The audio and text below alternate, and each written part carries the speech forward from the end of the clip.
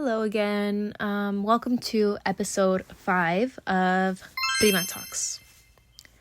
So in this episode, I want to cover the idea of masculinity and how the policing of men has resulted in a lot of violence towards women. And how this policing is equally as violent to men as it is to women. I'd like to come back to The Labyrinth of Solitude by Octavio Paz, and I'd like to again reiterate that this book is very prevalent still very prevalent in our current society. And so essentially I want to go back again to the same chapter, Mexican Mass, and how he analyzes what it means to be a Mexican man and criticizes the idea of masculinity amongst Mexican men. So Paz essentially goes into the idea that this mask that men wear is fostering a sense of solitude within themselves because they're not allowed to be vulnerable with themselves or with anyone. There's certain restraints placed on them due to this. The main restraint being that vulnerability is tied to the feminine, and the feminine is viewed as inferior to men. And so if men submit themselves to vulnerability, if they allow themselves to cry, to feel, they allow themselves to step out of this mask, they are then inferior, and they're not a Mexican man. They're not what a Mexican man is supposed to be. He argues that this has created and fostered this very detached individual, where he then presents other masks going forward, even in relationships, where he is never truly vulnerable with his partner. Instead, there's a lot of other aspects that he uses to hide behind, another type of mask that he goes to hide behind. I'm going a bit off topic, but essentially this mask, I feel as though ties to machismo in our community. And this machismo, it's very sad to see. Fortunately, my family has been very progressive in this aspect. There's still themes of machista culture in my family, my direct family, but it's very different from my cousins back home and other even Chicanos who I associate myself with, my friends, where this culture has not fostered my siblings, at least my parents, to not allow my siblings to, my brothers specifically, to not allow themselves to feel. Thankfully, we're a very, I feel, emotionally in touch family.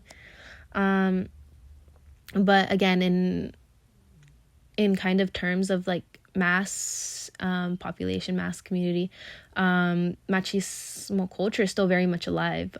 Really quick, just to define machismo, it's essentially male superiority amongst Mexican men. The idea that Mexican men are superior to Mexican women. And so this has fostered a very violent nature in Mexico specifically, because one of their most prominent social issues right now is femicide. So femicide is the unwarranted attacks on Mexican women due to their gender. This being a lot of times in sexual nature, in terms of sexual assault. And this ultimately leads to many unfortunate deaths amongst Mexican women. And overall, honestly, it's just so sad to see how the policing of men has not only impacted their sense of self, has created this very self-isolated individual, but has fostered like an even greater violent nature amongst their relationship to women. And I read this article on the LA Times titled "Thousands of Feminists March in Mexico City. I am scared to simply be a woman in Mexico." It's so sad to see just how one can walk around, you know, in their home, in their, just trying to go home, maybe at times, trying to go to work, trying to go to school, and to be so scared of just walking out, of to exist in a sense, and have to navigate the world, not knowing whether their sisters, their moms, their daughters are safe. And this is still, again, not a man versus woman issue, not a gender. I wouldn't say it's like specifically a gendered issue. It's a I feel like institutionalized issue, because this affects both men and women, and across various different spectrums as well. It affects many individuals, part of the LGBTQ community, because Mexico is very violent towards individuals who don't conform to heteronormativity as well. In Mexican Mass, the chapter also touches on how when men do showcase vulnerability, tied to the inferiority to other Mexican men, because it is seen as a feminine thing to do, their sexuality often comes into play and is questioned. So this violent nature, again, just harms so many people. Like, there's no one who's going to win from this. No one wins from this patriarch, from this very backwards mindset. And honestly, I just applaud the women who show up to these protests, who make themselves heard, and these feminists who are not only advocating for the institutions that are enabling these deaths, primarily amongst the Mexican government that tries to erase the statistics or dismiss the statistics that prove that it is a prevalent issue.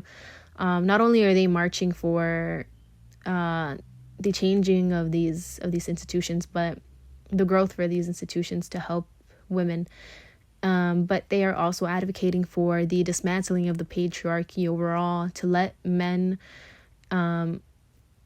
be more than this machista ideal figure,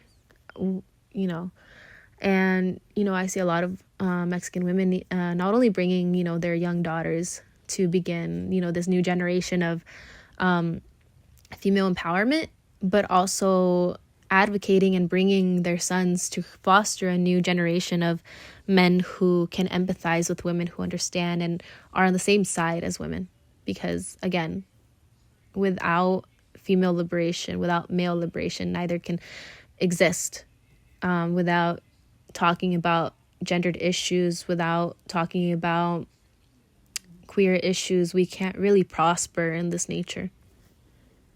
And yeah, this is something I'm very passionate about. Thank you for your time.